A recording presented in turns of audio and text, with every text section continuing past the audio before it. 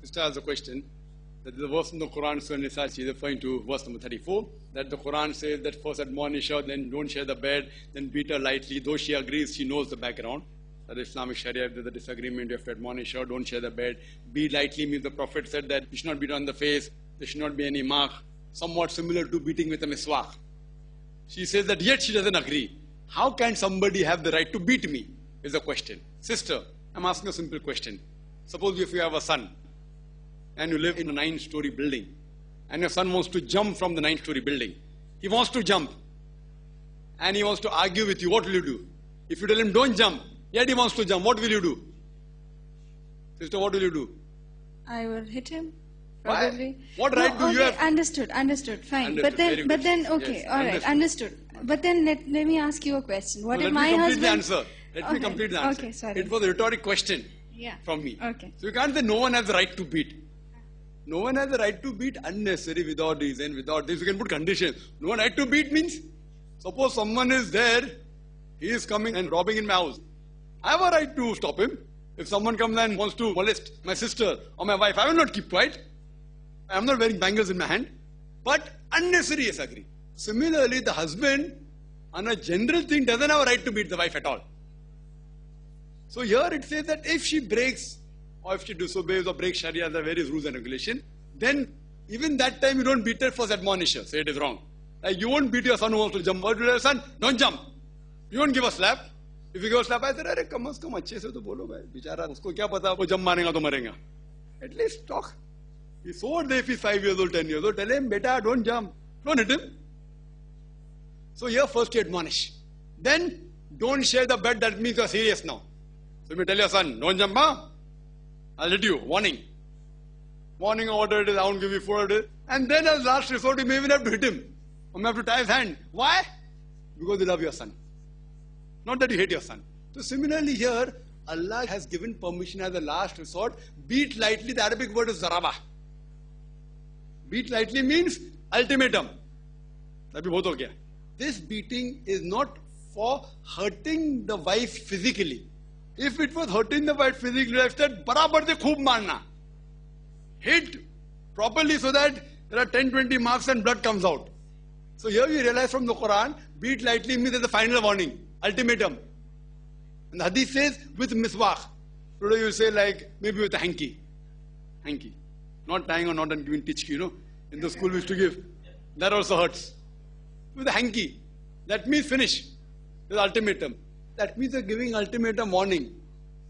And then the Quran says if they dispute, then have a consultation and then break, you know, the various things what the Quran says. So here we analyze, sister, the reason they have given is because in the society, in the family, as far as the family affairs is concerned, the leader is the man. So here it's giving an ultimatum warning. That doesn't mean that husband is always right. Please don't misunderstand. He is the leader because he is a qawwam. Just before that, Allah says in Surah Nisa chapter 4, 34, Ar-rijalu qawwamun al-nisa. That the man is the qawwam of the woman. Many people say, man is superior. Qawwam doesn't mean superior. Qawwam comes from the word iqama, means to stand up for. How we have iqama before salah? To stand up for salah. So here the Quran says the man has one additional responsibility. That means he has to stand up for the woman, look after the woman. Doesn't mean boss over the woman. And the reason is given because Allah has given one more strength than the other. We have to agree physical strength the man has got more than the woman. In general terms. That's the reason as an ultimatum of giving a warning. But that doesn't mean the husband is always right. Husband can be wrong.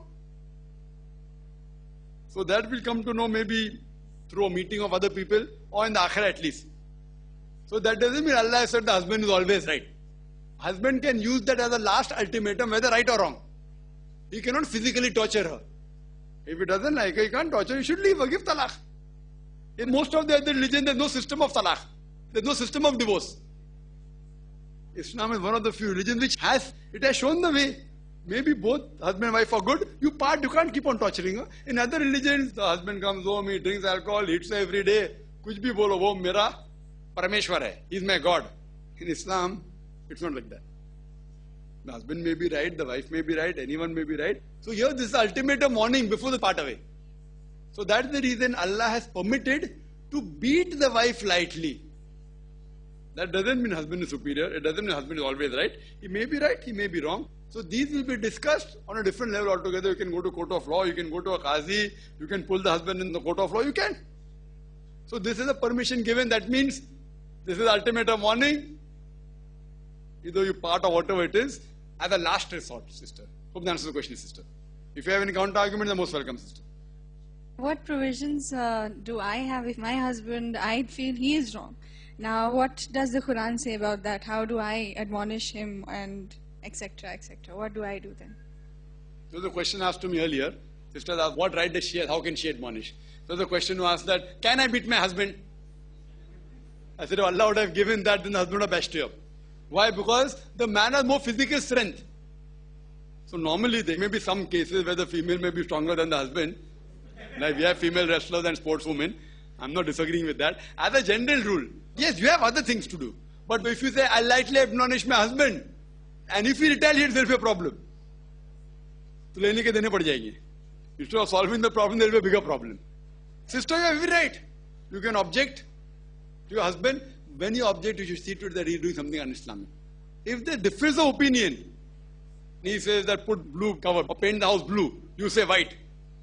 Difference of opinion. You can either paint blue or paint white. Solve it out. At that time, if he is the Amir, he is the leader, you have to believe. Not the leader is always right. But if he says something which is haram, he said, don't wear hijab. You say, no, I'm going to wear hijab.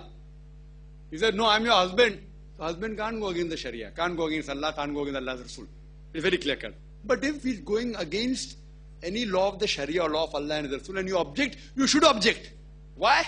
Allah says in Surah Nisa chapter 4 verse 135 that Ya ayyuhalladhina amanu, oh you believe, stand out for justice and witness to the truth of Allah subhanahu wa ta'ala, even if it be against yourself. Against your parents, against your relatives. Husband is not mentioned there. Husband comes in relatives. Even if it be against yourself. Against your parents, against your relative, whether they're rich or poor, Allah protects all. For Allah says you can go against even your parents, against your husband. But otherwise, difference of opinion, he is the Amir. But you have something which is right. And difference of opinion comes, you can object. And if he does and he breaks the Sharia, and he's really troubling you, torturing you, what right you have? You can go to a Qazi, sister.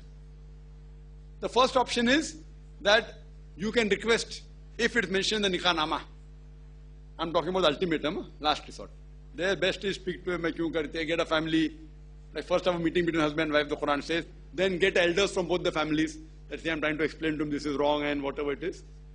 As a last resort, if it's mentioned on Nikah Nama in your marital contract that you too can give a divorce, known as Isma or Talaq-e-Tawfiq, then you can also give divorce. If it's not mentioned, you can request for a divorce that see, we aren't on good terms, I request you, leave me. It's called as Khula. He's saying, no, I don't want to leave you. Last resort, go to a Qazi and do Nikah Fasq. Go to a judge, an Islamic judge, say this is a problem, is un-Islamic, etc., etc. I want to part, and the Qazi, if he agrees with all the proofs that I've given, he can do Nikah Fasq, that means dissolution of the marriage. Nullification of the marriage. So you have all these things, sister. Hope that answers the question.